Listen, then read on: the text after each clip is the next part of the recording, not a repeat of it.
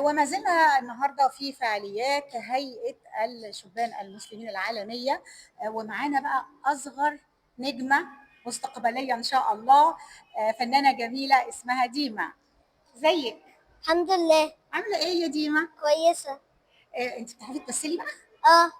إيه ده بجد؟ أنتِ بس عندِك كام سنة الأول؟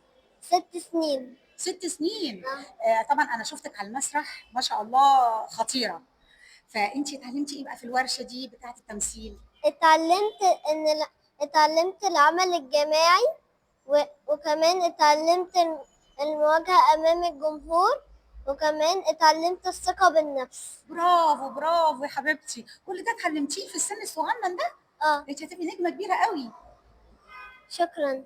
حبيبتي، المسرحية اللي أنتِ دلوقتي بتعملي البروفات بتاعتها اسمها إيه؟ اسمها دودو بوابة البحر. الله! اسم جميل أوي، وأنتِ واخدة دور إيه؟ واخدة واخدة دور راوية. دور إيه؟ دور راوية. راوية؟ اه. بتروي المسرحية رواية يعني؟ الحكاية يعني. بتروي الحكاية. ما شاء الله عليكِ، لأنها متكلمة وشاطرة وواثقة من نفسها كده، واقفة قدام الكاميرا واثقة من نفسها.